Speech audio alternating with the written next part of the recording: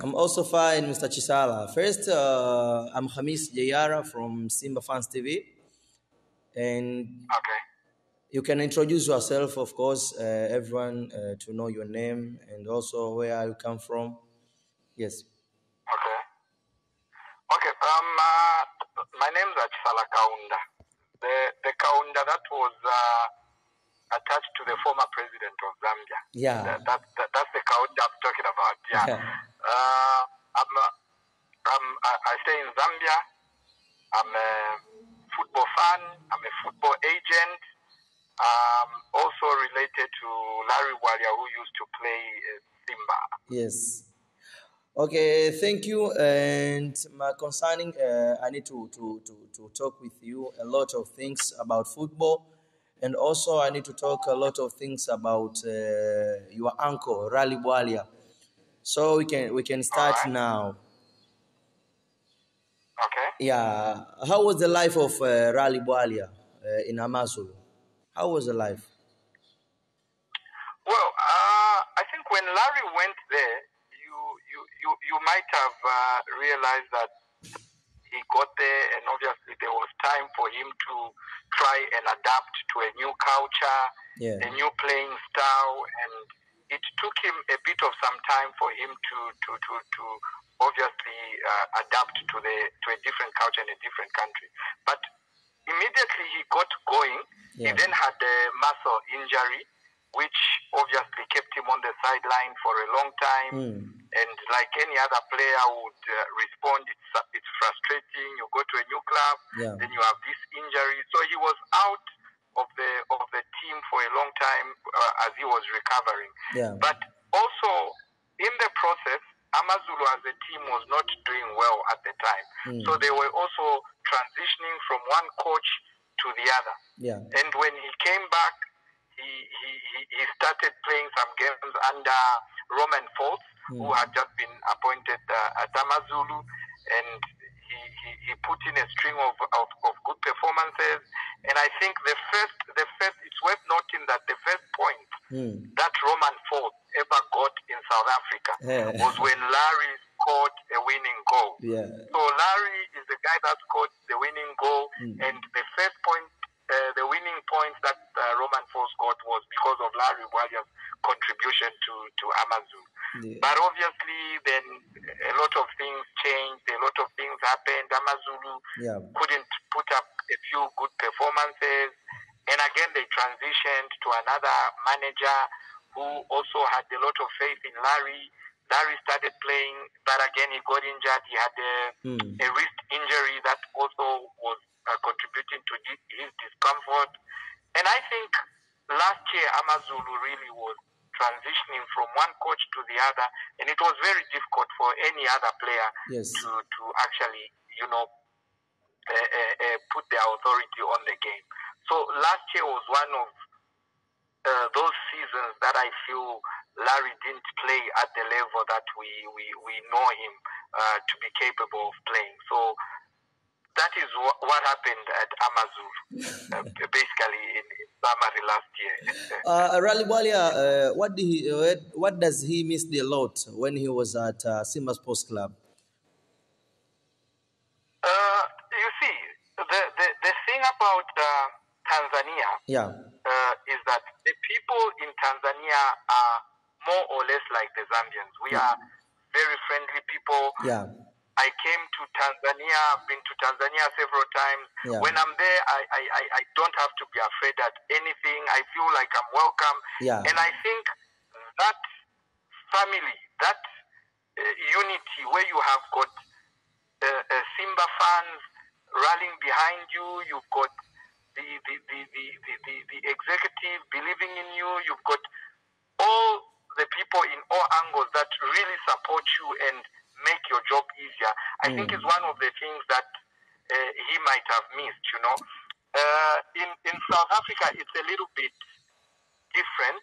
The level of supporters, the passionate towards the game wasn't as intense as it was in Dar es Salaam, Just Tanzania. Moving with Larry in Dar es Salaam, we could feel like this guy was loved. He knew that people actually appreciated him. Of course. And ultimately, when you are in an environment where you are loved, Yeah. you will give your best. Because you know I'm wanted here, I'm accepted here. Yeah. And I think that is one of the things that he really, really misses. And basically, I know he's in touch with a lot of Tanzanians who he normally talks to. And myself, I also talk to a lot of guys from that side that I met at Mkapa Stadium for the first time. But we've become like family because of Simba. The brand Simba in itself has really, made us to feel like we are one family. Does not get, and he used to get it when he was in Simba.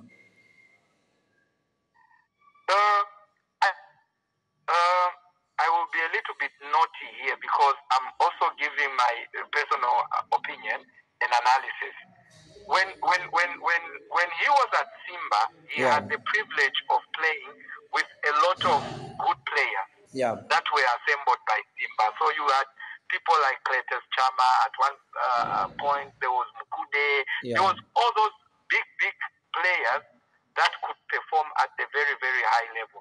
But when he went to Amazulu, I think Amazulu was in a position where it was transitioning. It released a lot of players in one transfer window, and they had to bring in very, very different players from all over. They promoted one or two youngsters from their academy, and I must say it wasn't that easy for him to develop a certain chemistry with all those players who probably have not played at the level that he had played at. So I think that is something that could have, affected him in some extent, or that could have been the difference between Simba and Amazulu. It's like you're from playing African Champions League, then now you're playing a local league, and you are not actually doing very well in that local league. So I think it was a big change for him, And there was a match between Bwalya team and the Chama team. How do you think Simba has put these players in Zambia? Basically, you see, Rally Bwalya and Cletus have developed their brand as Simba. So a lot of people know Simba as a brand. Yes. A lot of people love to be associated with Simba. So the moment that charity match was hosted, you couldn't separate it with Simba because there was always those people to say, oh, the Simba players, the Simba players. Because funny as it is, some other supporters in Zambia don't even know Rally Bwalya now plays in Amazulu. They still think he plays for Really? Simba. So there was that, there was that thing where they feel, the Simba players have come, and some of them obviously came to see whether there was going to be that, affiliation with Simba. And it was a good spectacle for a good cause, and I think it's a good thing that they did. Okay, let's talk about Simba Sports Club. Can you tell us what is the benefit will Simba get from the Turkish camp for next season, to 2023? Okay. Basically, like I said, and I've always been saying, Simba is a huge brand. Simba wants to be competitive on the African continent. They have set their standards very high, and you and I know if you set your standards very high, then you uplift your performance. But not only have they set their standards high, they've invested in whatever standards they want to achieve or belong to. Going into Turkey exposes a lot of players to a certain environment, certain level of professionalism. Even just a player as a person, you become more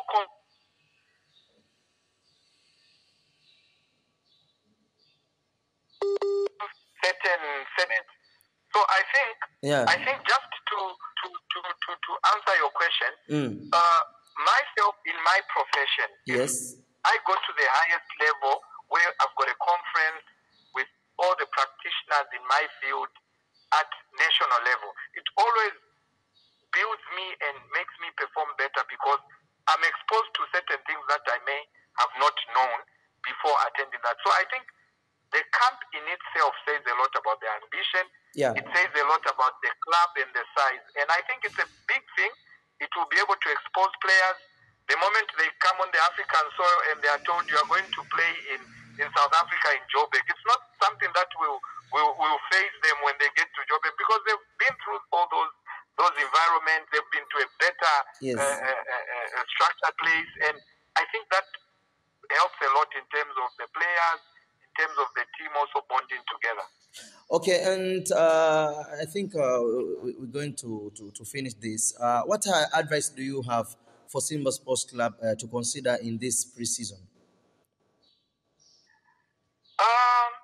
I think every team has got to maintain a core of their players from what I've gathered.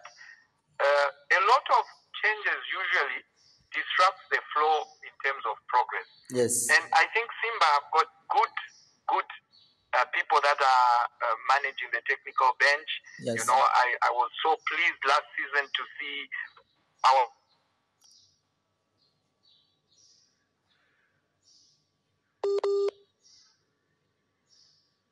in the management of the team, the management of the team, Yes. and there was also a gaffer that was brought in with a lot of experience.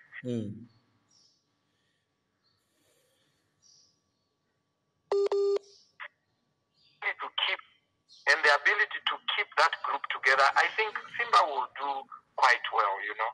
Yeah. Because personally, I've teams that would bring in a lot of players at the same time, change the technical bench. It doesn't always work. Okay, my last question, I need to challenge you, Mr. Chisala Kaunda. Yes. I think you know Kennedy Musonda from Dar es Salaam Young Africans. I think you know him. Yeah. Okay, Yes. you have one jersey between Clatous Chota Chama and Kennedy Musonda. Who gonna pick? You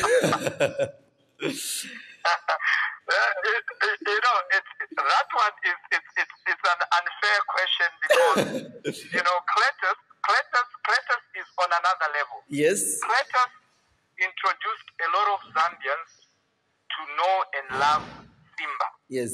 Whenever you go into like where I'm from, the Copper Belt, Yes. the only thing that people knew was Simba. Not until Kennedy Musonda moved. So a lot of us, with Larry also coming there, Simba supporters to some extent, yeah.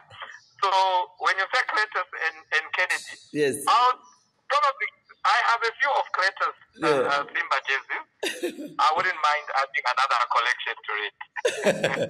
Thanks so much, Mr. Chisala Kaunda. Thanks for your time, and you have a safe journey. All right, thank you very much. Thank you. All the best for your upcoming season. Thanks so much. See you when you see me. All right.